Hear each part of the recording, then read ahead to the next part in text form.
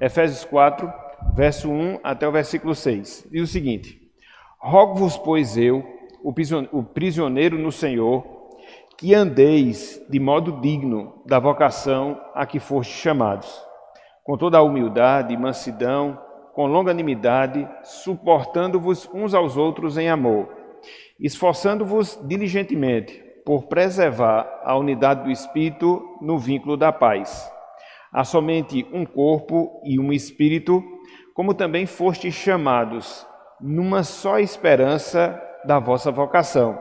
Há um só Senhor, uma só fé, um só batismo, um só Deus e Pai de todos, o qual é sobre todos, age por meio de todos e está em todos.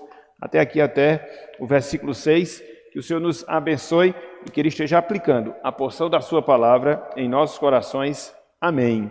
Irmãos, irmãs, conforme nós falamos, o tema da nossa aula hoje é o mesmo da semana passada e é o mesmo de 15 dias atrás, ou seja, ações do Espírito Santo na igreja.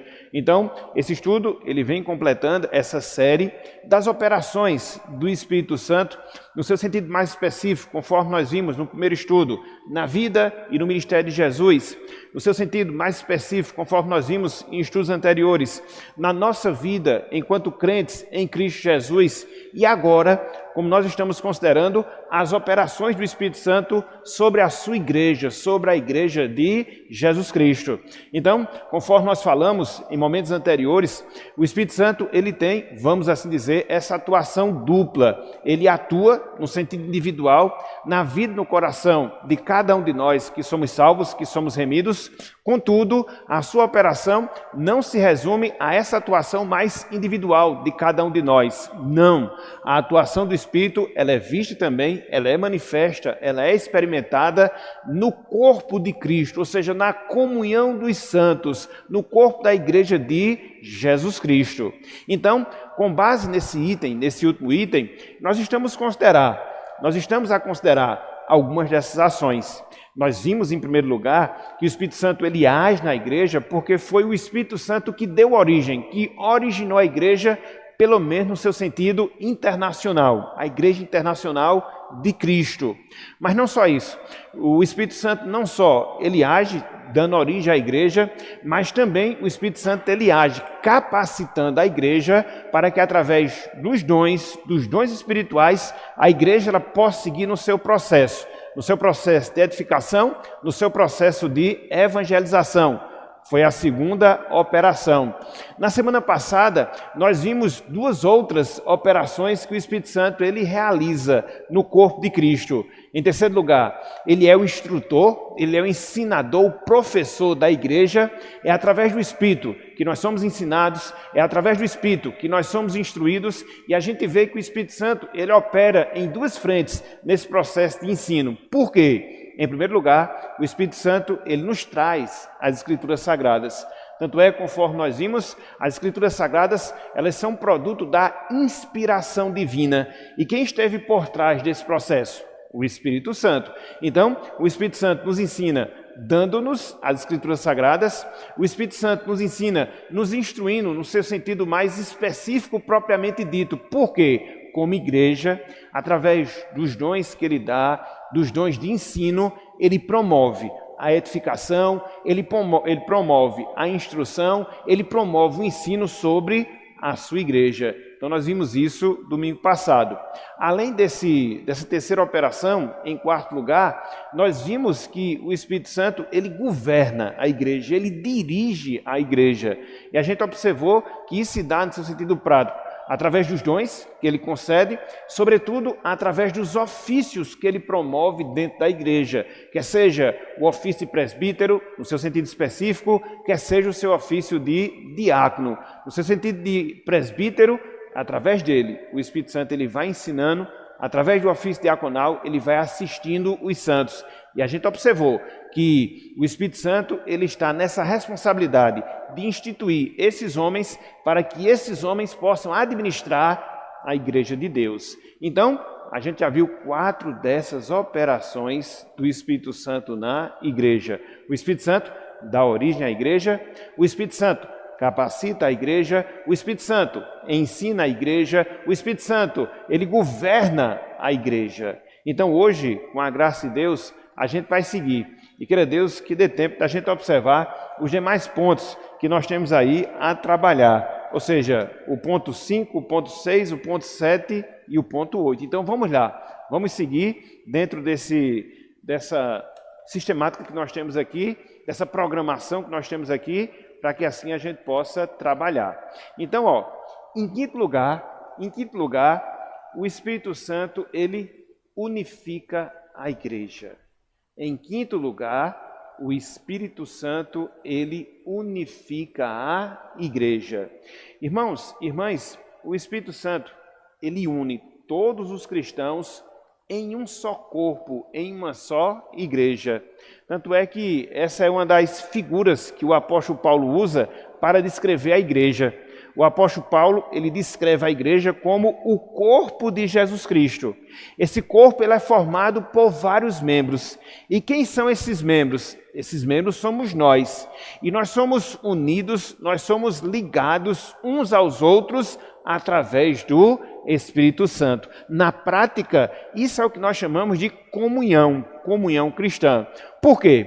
Todos nós que somos salvos, todos nós que somos remidos, nós temos o Espírito Santo dentro de nós. Tanto é que a nossa própria salvação, no seu sentido mais específico, ela é dada por obra do Espírito Santo. Então o Espírito Santo nos regenera, ato contínuo. O Espírito Santo passa a habitar em cada um de nós, e na medida em que ele passa a habitar em cada um dos salvos, ele é esse aspecto que nos une. O Espírito Santo nos une, cada um de nós, fazendo com que nós formemos o corpo de Jesus Cristo. Então, a gente tem essa comunhão, a gente tem essa ligação extremamente espiritual, essencialmente espiritual. Por quê? Se eu tenho um Espírito, e se você também tem um Espírito, então nós estamos unidos, nós estamos ligados através desse Espírito que está em comum, tanto na minha vida, como também na sua vida e na nossa vida enquanto povo de Deus. Se não, vejamos. Abram aí, por favor, primeira carta de Paulo aos Coríntios, capítulo 12. Primeira carta de Paulo aos Coríntios, capítulo 12, versículos 12 e 13. Olhem só o que Paulo fala acerca dessa nova realidade que nós temos através do Espírito, de sermos unidos ao corpo de Cristo, de sermos integrados ao corpo de Cristo e nós estarmos ligados uns aos outros. 1 Coríntios 12, versículo 12 até o versículo 13.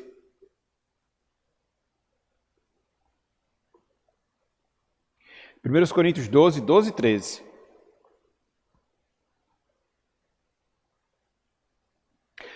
Diz o seguinte a palavra do Senhor. Acompanhe conosco, por favor. Porque, assim como o corpo é um e tem muitos membros, e todos os membros, sendo muitos, constituem um só corpo, assim também com respeito a Cristo. Então veja que Paulo aqui ele trabalha essa ilustração, essa figura, vamos dizer assim, para a igreja de Deus.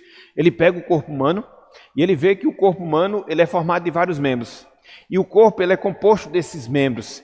Então ele chega e compara, assim também é com Cristo, com o corpo de Cristo no seu sentido espiritual. Então, quem são esses membros? Como é que eles são ligados a esse corpo? Quem é o responsável por fazer isso? O verso seguinte vai nos explicar. Olha só, o versículo 13. Pois, veja, em um só Espírito, está vendo aí? Em um só Espírito, todos nós fomos batizados em um corpo. Então, através do Espírito, nós fomos batizados, nós fomos ligados em um só corpo, o corpo de Jesus. Quer judeus, quer gregos, quer escravos, quer livres. Então, não existe distinção, não existe diferenciação dentro da igreja de Deus. Nesse sentido, a igreja ela é indistinta. Por quê? Ela é composta por judeus, ela é composta por gentios, ela é composta por pessoas de todas as nacionalidades, de todas as classes sociais. Então, a igreja ela é indistinta, porque o Espírito Santo nos une, nos formando ou nos integrando ao corpo de Jesus Cristo. E ele prossegue, no final do versículo 13. E a todos nós, veja, foi dado beber de um só Espírito. Então, todos nós temos o Espírito Santo. E uma vez que todos nós temos o Espírito Santo, nós estamos ligados uns aos outros. Nós estamos interligados, como os membros dos nossos corpos, eles estão interligados uns aos outros, formando um só corpo. Então, essa comunhão, meus irmãos, ela é espiritual. É nesse sentido que a gente deve entender a Igreja de Jesus Cristo. Quando a gente estuda acerca da Igreja, a gente vê que a Igreja ela assume vários aspectos. E um dos aspectos, uma das formas que a gente deve compreender a Igreja de Deus é no seu aspecto invisível. E o que é isso? A Igreja de Cristo, ela é composta por todos os salvos em Cristo Jesus. Então, isso vai para além de denominação, isso vai para além de prédios, mas é o corpo de Jesus Cristo, ou seja, o grupo dos eleitos, aquelas pessoas nas quais o Espírito Santo reside. Então, essa igreja é a igreja invisível do Senhor Jesus Cristo, porque ela está aqui, uma vez que tem pessoas salvas aqui, ela está no Japão, uma vez que existem pessoas salvas lá no Japão, ela está espalhada por todo o mundo, ou seja, é aquela pessoa, repito, nas quais o Espírito Santo habita. Então, vê a igreja também dessa forma, a igreja invisível de Jesus Cristo, que é ligada através do Espírito Santo. Então, Cristo, ao longo do seu ministério, e sobretudo nos instantes finais do seu ministério, ele orou para que essa unidade que é promovida pelo Espírito Santo, de fato ela se efetive. A gente observou aqui em 1 Coríntios capítulo 12, que é o Espírito Santo que nos une. É através do Espírito Santo que nós somos batizados e somos integrados ao corpo de Jesus Cristo. Com todo esse processo, ele vai se consolidando.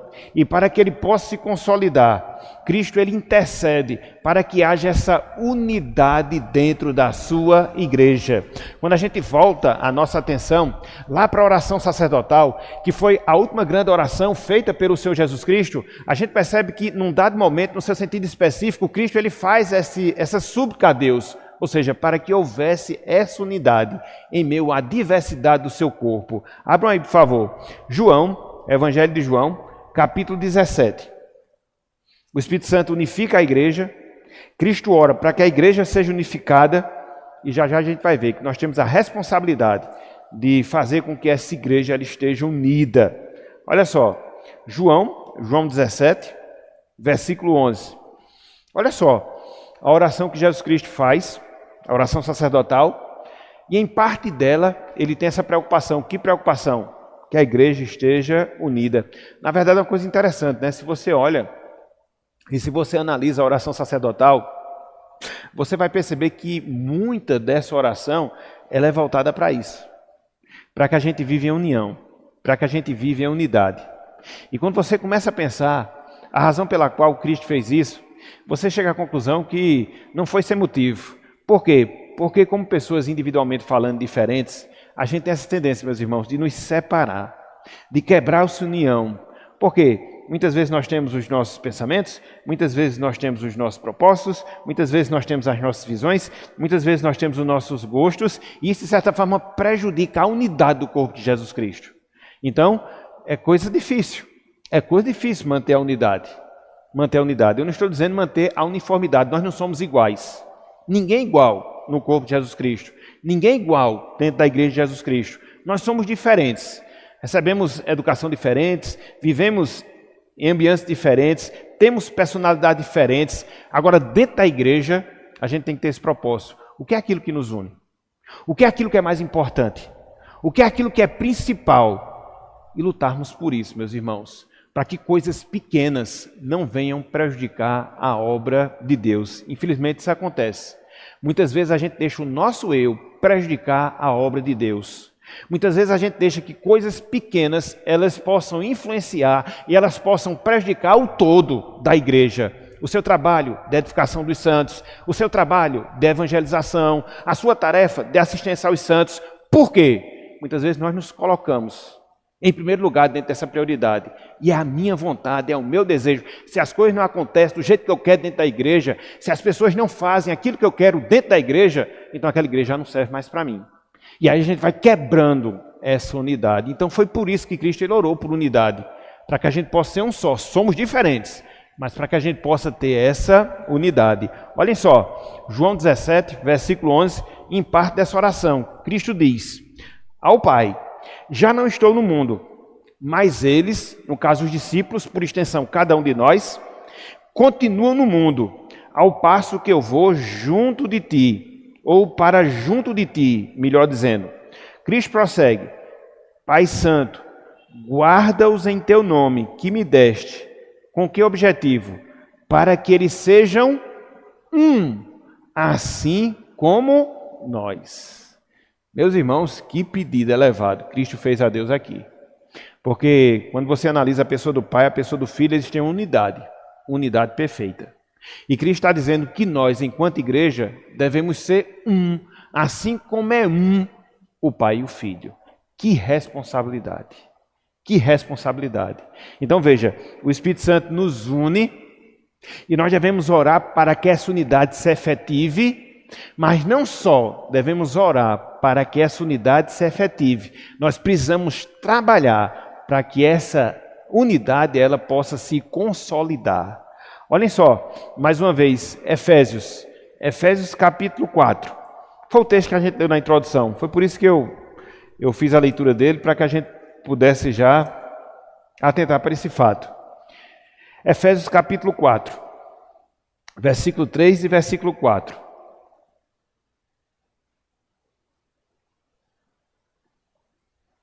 Olha só como Paulo fala aqui no versículo 3, como ele inicia o versículo 3. O que é que ele diz? Esforçando-vos diligentemente. Para quê? Por preservar a unidade do Espírito no vínculo da paz. Irmãos, essa questão da unidade não é natural, não. Conforme Paulo diz aqui, a gente tem que se esforçar. Então não acontece naturalmente, não. A tendência natural nossa é dividir, é separar, é fragmentar o corpo. Essa é a nossa tendência natural por causa dos nossos pecados. É por isso que a palavra de Deus, ela vem encontrar a isso e nos manda o quê? Nos esforçarmos, trabalharmos para isso, para que a gente possa preservar essa unidade do Espírito Santo. É interessante porque Paulo diz, esforçando-vos diligentemente. Então é um trabalho que você faz ali, continuamente. É um trabalho que você se envolve, de você estar procurando preservar a unidade do corpo de Jesus Cristo, engolindo determinadas coisas, às vezes em prol de uma causa maior, entendeu? Procurando auxiliar o corpo para que ele não venha se dividir e não colocando lenha na fogueira para que ele venha se separar. Então, são coisas práticas que nós devemos fazer, porque essa unidade, ela já acontece. O Espírito Santo já nos une. Agora, que a nossa carne não venha prejudicar essa unidade. E olha só como Paulo complementa, versículo 4. Há somente um corpo e um espírito, como também foste chamados, numa só esperança da vossa vocação. Então o Espírito Santo ele não está fragmentado. Uma parte em mim, uma parte em você, outra parte em outra pessoa. Não, o Espírito Santo ele é pleno, ele é completo, ele nos liga. E é justamente por causa disso, repito, que a gente tem que se esforçar para manter essa unidade. A nossa grande questão, às vezes, não é a nossa luta contra o mundo. A nossa grande questão, às vezes, é a nossa luta interna, a luta que a gente tem entre nós mesmos. Às vezes, justamente porque a gente quebra essa unidade ou trabalha para que ela venha a ser quebrada, e isso prejudica o todo do corpo de Jesus Cristo. Então, em quinto lugar, como é que o Espírito Santo opera na igreja? Unificando a igreja. Ele promove essa unidade, devemos orar por essa unidade, devemos nos esforçar por essa unidade. Ok? Vamos seguir e já eu abro para os irmãos, para a gente poder avançar aqui um pouco no nosso conteúdo. Em sexto lugar, o Espírito Santo, ele capacita a igreja para a adoração. O Espírito Santo, ele capacita a igreja para a adoração. O culto corporativo, ele é parte vital na igreja de Jesus Cristo. O culto corporativo, ele é parte vital na igreja de Jesus Cristo. Não existe igreja sem que ela se reúna para adorar a Deus. Não existe igreja sem que o povo de Deus se congregue, para que assim possa estar prestando a adoração e o louvor ao Senhor. Tanto é que o autor aos Hebreus, lá no capítulo 10, ele é enfático, mostrando que a gente não pode deixar de se congregar. Então, quando a gente se une como o corpo de Jesus Cristo, e quando a gente se une com o propósito de adorá-lo, nós estamos cumprindo com um papel vital, ou um dos papéis vitais da igreja de Jesus Cristo. E essa adoração, meus irmãos, essa adoração, meus amigos, que a gente preste a Deus e que a gente deve prestar a Deus, ela só acontece pela atuação do Espírito Santo em cada um de nós. Não esqueça disso. Não esqueça disso.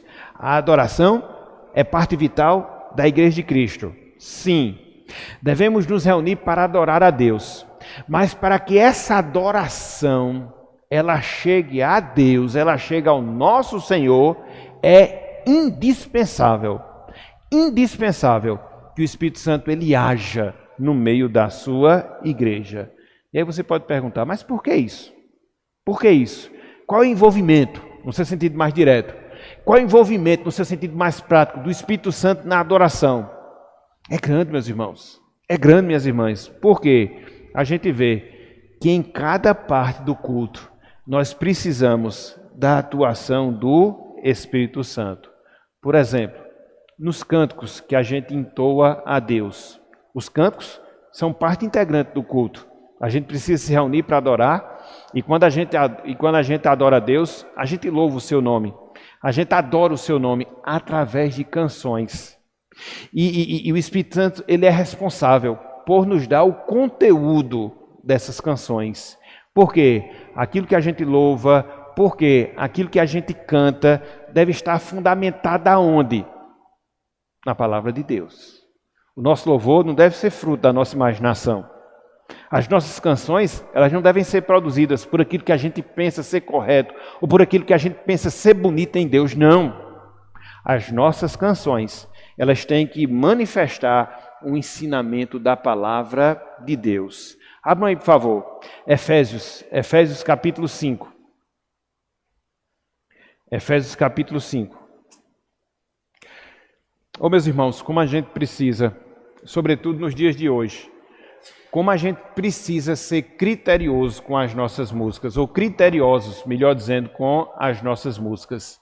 Às vezes a gente abre, né, o YouTube ou qualquer outro meio, através do qual a gente escuta alguma coisa em termos relacionados à adoração, a gente fica às vezes, pelo menos acontece isso comigo, né? Às vezes a gente fica até preocupado, porque às vezes se canta tanta coisa mais fora da Bíblia, é tanto conteúdo antibíblico. Deixa eu contar uma coisa para vocês, foi verdade mesmo. Uma vez eu vim trabalhar aqui na igreja, é um parênteses só para descontrair, mas foi verdade. E aí eu estava digitando algumas coisas, não sei se era o boletim, alguma coisa eu estava fazendo aqui em termos manuais, e eu sempre gosto de estar ocupando a mente com alguma coisa, e é uma coisa que estava lá mecânica, então eu não queria ficar só fazendo por fazer mecanicamente, eu queria escutar alguma coisa. Aí eu disse, eu vou escutar alguns louvores, para ver se descontrai mais. Aí eu não estava sabendo, né? Eu botei lá no YouTube, né? Aí tinha lá, louvores, os mais tocados de 2025. E eu botei. Por que eu fui fazer isso? Meus irmãos, chega, deu coceira. Eu não passei 20 segundos. Não, para. Não dá. Aí eu me lembrei que tinha os salmos e hinos. Né? Eles têm, no YouTube, tem todas as músicas, salmos e hinos. Botei, pronto. Em mais 20 segundos eu me tranquilizei. Então a gente tem que ter muito cuidado. Porque o que se canta de abobrinha aí, a música pode até ser envolvente, a música pode até contagiar a sua carne, mas são coisas que muitas vezes ferem frontalmente o ensino da palavra do Senhor. Então não é porque a melodia é bonita, não, tem que ter conteúdo, como dizia Paulo César do Logos. Olha só, Efésios capítulo 5, versículo 19, qual é o conteúdo que a gente deve cantar? Conteúdo da Bíblia. Olha só o que Paulo fala aqui, ó. Falando entre vós, com salmos, entoando e louvando de coração ao Senhor, como? Com hinos e cânticos espirituais, né? Hinos e cânticos espirituais, ou seja, que venham ser respaldados pela palavra. E quem é o autor da palavra? Quem foi que produziu a palavra? Quem foi? Quem foi que produziu a palavra? Através do Espírito Santo. As Escrituras não são inspiradas por Deus? Então, em última instância, a gente deve cantar aquilo que o Espírito Santo inspirou. Então, veja, nos cânticos, a gente precisa da atuação do Espírito Santo. Mas não só nos cânticos. Existe uma segunda parte na adoração pública, que são as orações. Sejam elas quais forem. Orações de intercessão, orações de súplica, orações de petição. Então o culto é caracterizado pelas orações que a gente faz a Deus, orações corporativas. E quem é que nos auxilia nesse processo para que a gente possa orar de forma que Deus venha aceitar? O Espírito Santo. É por isso que a gente tem que orar no Espírito. Olha só, Efésios capítulo 6, versículo 18. Olha só, como é que a gente tem que orar? Como devem ser as nossas orações? E aqui, não só as orações privadas, não só as orações familiares, mas também as orações públicas que a gente faz quando a gente está no culto a Deus. Veja quem é o responsável por nos conduzir nesse processo e fazer com que as nossas orações elas venham ser aceitas. Olha só, Efésios capítulo 6, versículo 18. Paulo diz, com toda oração e súplica, e olha só como ele completa, orando em todo o tempo, em quem? Em quem? No Espírito, tá vendo? A oração tem que ser no Espírito. E aqui repito, orações particulares, orações familiares, orações corporativas. Então se eu preciso do Espírito para cantar, eu também preciso do Espírito para orar. E tanto as canções como também as orações fazem parte do culto que a gente presta a Deus. E por fim, na pregação, é a parte central do culto. Como diziam os reformados, é a Vox Dei, ou seja, a voz de Deus. Então, é através da pregação que nós ouvimos Deus falar conosco, que nós ouvimos a voz de Deus.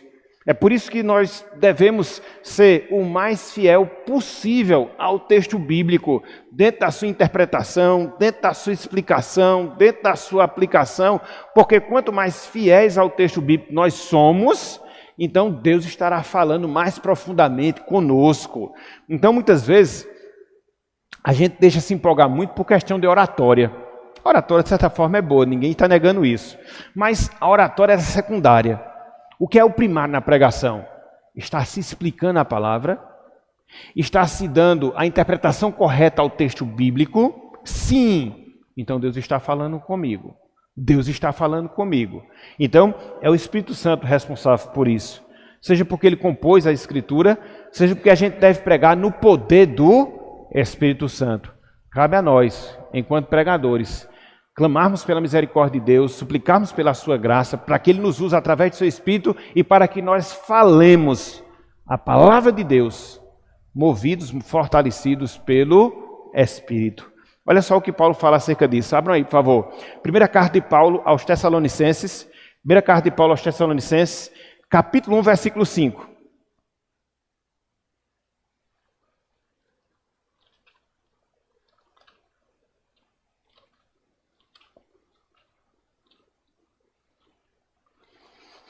Paulo aqui está fazendo registro do testemunho da sua atuação entre aqueles irmãos, e ele mostra como foi o trabalho dele no meio deles, seja através dos prodígios que ele realizou, mas também da palavra que ele pregou. E a gente percebe a atuação do Espírito nesse processo. Olha só, Tessalonicenses, primeira carta, capítulo 1, versículo 5. Todos abriram? Sim? Olha só. Verso 5. Porque o nosso evangelho não chegou até vós tão somente em palavra. Então Paulo chegou ali e pregou a palavra, mas não somente pregou. Paulo continua.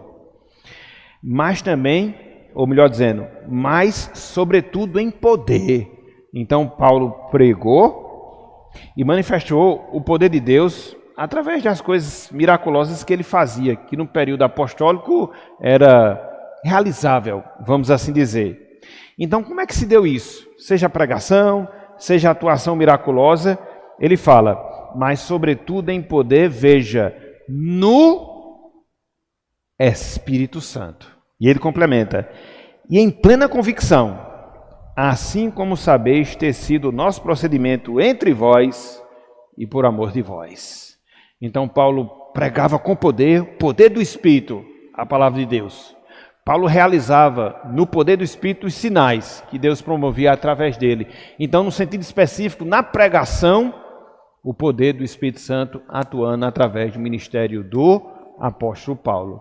Foi por isso, meus irmãos, que a igreja ela se desenvolveu, cresceu, sobretudo no primeiro século da nossa era, e não teve perseguição do Império Romano que foi imposta pela igreja que impedisse a igreja do seu crescimento. Ela cresceu, porque a palavra ela era pregada no poder do Espírito Santo. Então veja, todo culto, ele deve ter a atuação do Espírito Santo. Quando a gente canta a Deus, quando a gente ora a Deus, quando a gente ouve a palavra de Deus, e tudo isso são realizações que o Espírito Santo opera na nossa adoração corporativa.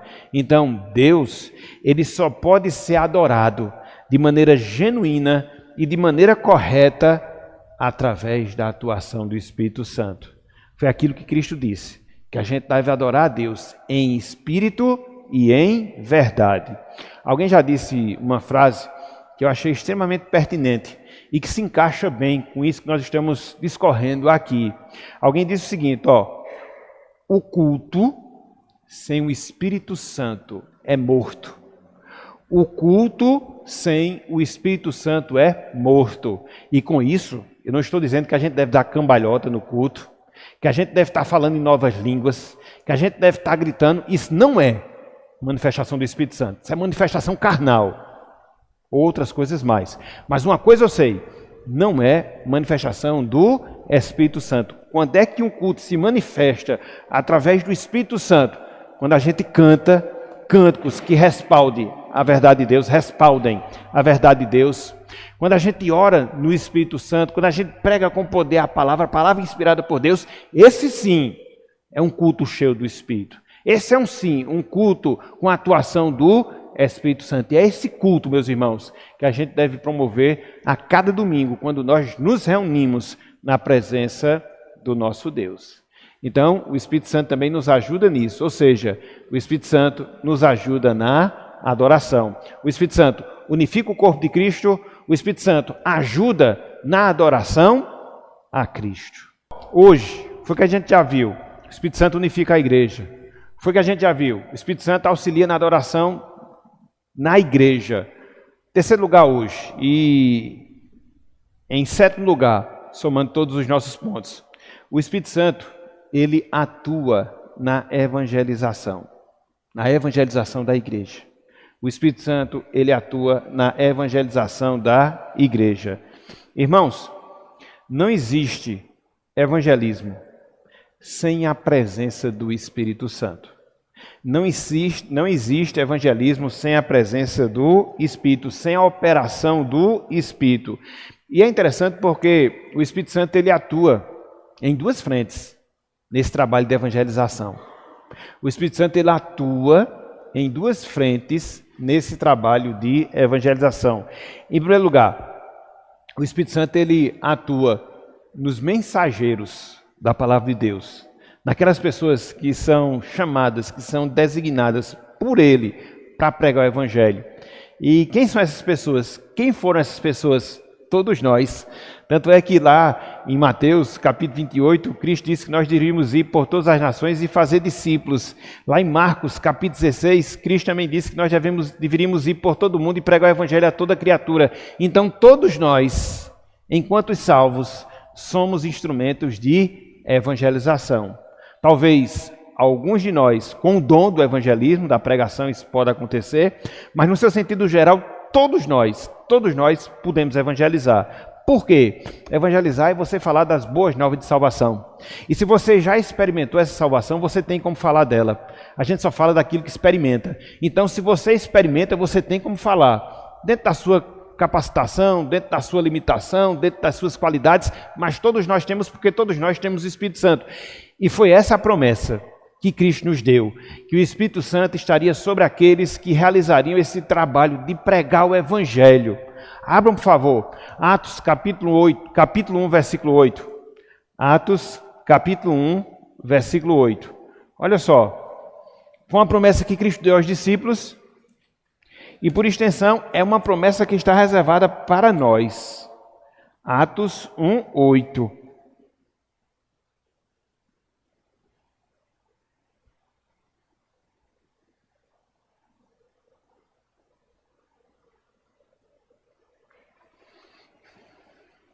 Atos, capítulo 1, versículo 8. Olha só o que é dito aqui, ó. Cristo falando para os discípulos. E repito, por extensão a todos nós. Ele diz, ó: mas recebereis poder ao descer sobre vós, porque havia essa promessa da vinda, do envio do Espírito Santo, que já se concretizou. Então, essa promessa ela já se concretizou. Ao descer sobre vós o Espírito Santo, e sereis minhas testemunhas, tanto em Jerusalém, como em toda a Judéia e Samaria, e até os confins da terra. Testemunha, meus irmãos. Testemunha, minhas irmãs. O que é que uma testemunha faz? Ela fala aquilo que viu. Não é isso? Quando a pessoa é chamada para testemunhar, ela vai dar o depoimento dela. Ó. Eu vi isso, aconteceu aquilo outro. É isso que se espera dela. Então, quando Deus nos diz que nós somos suas testemunhas, a gente deve falar da salvação que Ele promoveu na nossa vida. É por isso que, nesse sentido, todos nós temos essa capacitação de falar aquilo que Deus fez em nós e por nós na salvação. E aqui existe essa promessa que é o quê? Que nós recebemos o poder. O poder para o evangelismo vem da pessoa do Espírito. O poder para o evangelismo vem da pessoa do Espírito. Então, se eu me encho do Espírito, se eu dou lugar ao Espírito Santo, se eu me sujeito ao Espírito Santo, eu vou ou não vou receber poder dele para pregar o evangelho? Sim ou não? Sim ou não? Os irmãos têm medo de dizer sim, porque é uma responsabilidade sobre nós, né? Mas é mesmo. Então, meus irmãos, nós não temos justificativas, não. Nós não temos desculpa. Então, se eu tenho o Espírito Santo dentro de mim, a salvação comprova isso. Se Cristo disse que o Espírito Santo me dá poder para pregar o evangelho, o que é que cabe a mim fazer? Me encher do Espírito. Agora, é uma tarefa difícil, né? A gente não quer mortificar a nossa carne, a gente não quer mortificar o nosso eu, e a gente fica se disputando, a gente fica se desculpando, querendo responsabilizar somente os outros dessa tarefa, quando na verdade todos nós temos essa mesma incumbência, temos essa mesma responsabilidade. Então veja, poder do Espírito Santo. E a gente vê na prática como isso aconteceu no livro de Atos dos Apóstolos. Só um exemplo disso. Olha só, Atos capítulo 4. Atos capítulo 4, olha só como o evangelismo ele era feito na igreja apostólica. Olha só como as pessoas anunciavam o evangelho de Deus. Olha só, uma vez que elas estavam cheias do Espírito Santo. Você vê isso no versículo 31, no versículo 33. Versículo 31 foi o resultado deles orarem a Deus, pedindo a ousadia para falar. E a gente vê a resposta disso. Olha só, versículo 31. Tendo eles orado, tremeu o lugar onde estavam reunidos. Veja, todos ficaram cheios de quem? Cheios de quem? E com intrepidez faziam o quê? Ser cheio do Espírito e ter intrepidez para anunciar a palavra são duas coisas que estão o quê? Por que muitas vezes a gente não tem intrepidez para pregar a palavra? Porque muitas vezes nós não estamos cheios de quem? Está vendo aí, meus irmãos? Mas a sequência é essa. A sequência é essa. Ser cheio do Espírito, ter intrepidez e coragem para pregar a palavra do Senhor. E no versículo 33, olha só, versículo 33. Com grande poder.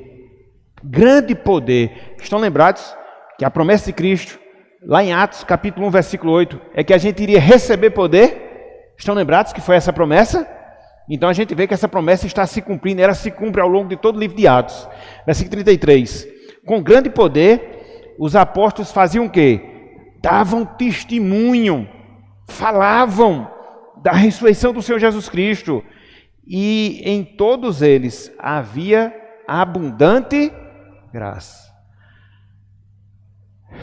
Meus irmãos, quantos de nós, e vamos ser sinceros, responda isso para você mesmo. Responda isso para você mesmo. Quantos de nós temos o propósito de nos encher do Espírito Santo? A gente coloca isso como prioridade principal da nossa vida. Ter uma vida cheia do Espírito, e fazer com que isso se efetive na nossa vida. Quantos de nós? Responda para você mesmo. E você vai chegar à conclusão que muitas vezes esse propósito, ele está muito distante daquilo que a gente quer para a nossa vida. E isso gera consequências. E dentre algumas consequências, justamente esse fato. A nossa letargia, a nossa frieza, a nossa indiferença por estar fazendo a obra do Senhor. A gente se preocupa com o nosso trabalho, a gente se preocupa com os nossos estudos, a gente se preocupa com os nossos problemas familiares, a gente se preocupa com tudo, menos em ter uma vida cheia do Espírito, para ser usado por Deus. Para ser usado por Deus. Por isso que a nossa igreja é fria. Quando eu falo nossa igreja, eu estou falando do cristianismo. No Brasil, igreja fria, igreja morna, entendeu? E somente uma perseguição para sacudir essa igreja. Somente uma perseguição para sacudir essa igreja. Então, uma vez que a gente está cheio do Espírito, a gente recebe poder para evangelizar. É o primeiro braço de atuação nos mensageiros do Evangelho. O segundo braço de atuação do Espírito Santo na evangelização, nas pessoas que ouvem a palavra. Não foi isso que Cristo disse? Quando o Espírito Santo viesse, lá em João, capítulo 16, ele iria fazer o quê? Convencer o mundo do pecado, da justiça e do juízo. Então veja, o Espírito Santo dá poder para a gente pregar o Evangelho, o Espírito Santo abre o entendimento das pessoas e as converte para o Evangelho. Existe uma harmonia completa, uma sinergia completa, entendeu? O Espírito Santo age em quem ouve, o Espírito Santo age em quem prega, e assim tem salvação. Assim tem salvação. Movimentozinho não dá salvação para ninguém, só empolga a carne. E tem muito movimento hoje, mas pouco evangelismo efetivo de pregar o Evangelho com autoridade. Ok? Então, o Espírito Santo unifica a igreja, o Espírito Santo capacita a igreja na adoração, o Espírito Santo auxilia a igreja na evangelização, bem rapidinho, porque eu já estourei o tempo. O Espírito Santo, ele reaviva a igreja. O Espírito Santo, ele reaviva a igreja. Reavivamento, irmãos e irmãs, consiste num despertar espiritual que Deus promove ao seu povo. Reavivamento é isso, despertamento espiritual que Deus promove, que Deus realiza no meio do seu povo. O reavivamento, ele afeta diretamente as nossas afeições, os nossos sentimentos em relação a Deus. A gente ama mais a Deus, a gente se deleita naquilo que Deus se deleita. Então, isso não acontece aleatoriamente, mas isso acontece quando o Espírito Santo opera na igreja. Todos os períodos de avivamento que a gente teve ao longo da história da igreja, a gente observa isso. O Espírito Santo tocando no coração de pessoas, despertando-as, e com isso vindo uma grande presença de Deus através do seu Espírito. E a gente vê isso quando o povo de Deus se arrepende dos seus pecados, quando o povo de Deus busca mais a Deus em oração, quando o povo de Deus busca uma vida de piedade, são indícios de uma igreja avivada. Não é a igreja que pula, que grita, não. Não, muito pelo contrário. Mas uma igreja que tem consciência dos seus pecados, que vive a humildade, uma igreja que busca a oração como uma necessidade, uma igreja que procura viver em piedade como propósito de vida. E sim, é a igreja avivada. Por isso que a gente não tem avivamento ainda no Brasil. Não tem. Que impacta a sociedade? E quem é que faz isso? Quem é que promove todo esse processo? O Espírito Santo. Abram, por favor, aí. Livro do profeta Zacarias. É o penúltimo livro do Antigo Testamento. Profeta Zacarias, capítulo 12, versículo 10. Ah, meus irmãos, a gente tem que orar por isso. A gente tem que orar por isso. Senão a gente vai viver dias muito ruins. Muito ruins. Essa semana, sexta-feira, estava conversando com um pastor amigo, despedindo que ele vai trabalhar na região sudeste. E a gente falando da realidade do Evangelho, é uma coisa geral. Desse abatimento que muitas vezes a gente vê na igreja, dessa frieza, dessa indiferença.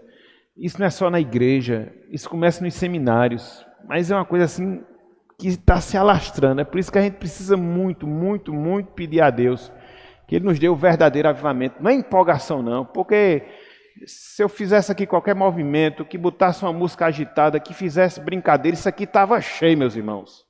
Mas não é isso que eu quero para vocês. Eu quero que vocês cresçam espiritualmente falando. Eu quero que vocês vivam em santidade. Eu quero que vocês tenham um comportamento diferente nas suas casas, nos seus trabalhos, nas suas escolas, na sociedade. E isso não vem a não ser através de pregação fiel da palavra do Senhor. Então isso não vai empolgar muita gente. Não vai, eu sei disso. A carne gosta de outras coisas. Mas é o caminho correto para que a gente possa, de fato, ter esse avivamento. Então, a gente vê isso. Infelizmente, é a realidade.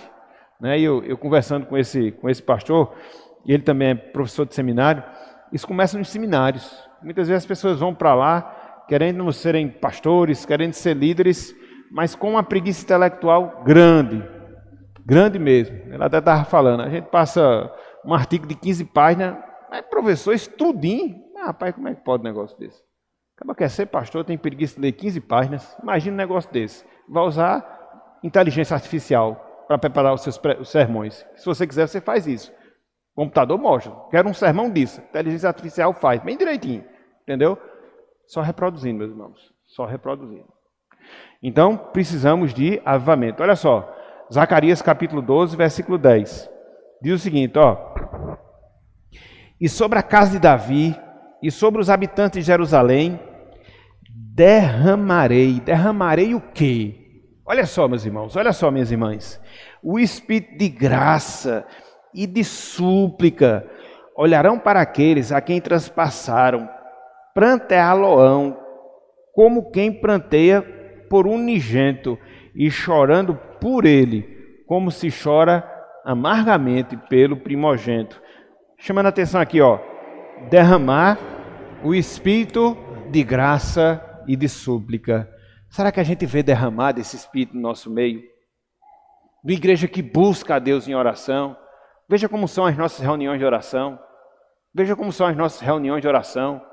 A gente muitas vezes se reúne uma vez por ano para agradecer a Deus, onde devíamos estar toda a igreja aqui junta, adorando, agradecendo. Às vezes a gente tem um número limitado, porque a gente não tem ainda, de forma abundante, esse espírito de graça sendo derramado no nosso coração.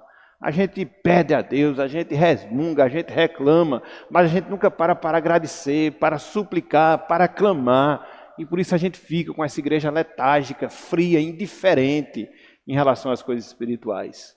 Então quem é que derrama esse espírito de graça? O Espírito Santo. Quem é que derrama esse espírito de súplica? O Espírito Santo. Então é por isso que a gente tem que clamar, ó Espírito Santo, vem, vem, vem, e inflama a nossa alma, porque do contrário não há avivamento. Ok, meus irmãos? Ok, minhas irmãs? Então, fechando, o que é que fica de lição? O que é que fica de aprendizado para a gente complementar a nossa aula? Dentre várias coisas. Dentre várias coisas. A necessidade que a gente tem de pedir a Deus com sinceridade, de pedir a Deus com perseverança, que o seu Espírito, de fato, ele se faça presente, ele se faça sentir, melhor dizendo, no nosso meio. Da gente buscar essa vida cheia do Espírito, corporativamente falando. Não é uma pessoa, duas, mas temos isso como propósito em termos de igreja. A gente está fechando mais um ano, a gente vai iniciar um outro ano, que a gente possa colocar alvos elevados para as nossas vidas, alvos espirituais para as nossas vidas. E dentre alguns desses alvos espirituais, prioritariamente buscarmos uma vida cheia do Espírito, para que assim a gente possa ter o Espírito Santo atuando não só em nós, individualmente falando, mas para que assim a gente possa ter o Espírito Santo atuando em nós, corporativamente falando. Para que o Espírito Santo esteja nos unindo, para que o Espírito Santo esteja nos auxiliando na adoração, para que o Espírito Santo esteja nos ajudando na evangelização, enfim, para que a gente possa ter de fato uma obra verdadeira de avivamento no nosso meio. Essa é uma responsabilidade minha, sua, de todos nós que compomos o corpo de Jesus Cristo. Então, meus irmãos, minhas irmãs, que Deus nos abençoe, que Ele esteja tocando o nosso coração, que Ele esteja sensibilizando o nosso espírito, que Ele esteja nos despertando para essas realidades, para que assim a gente possa viver na plenitude do Espírito, quer seja na nossa vida, quer seja na vida da nossa igreja. Não só a nossa igreja local, mas a nossa igreja aqui em nosso país. Ok? Então, que Deus nos abençoe e que Ele esteja aplicando a sua santa palavra nos nossos corações. No nome de Jesus Cristo. Amém.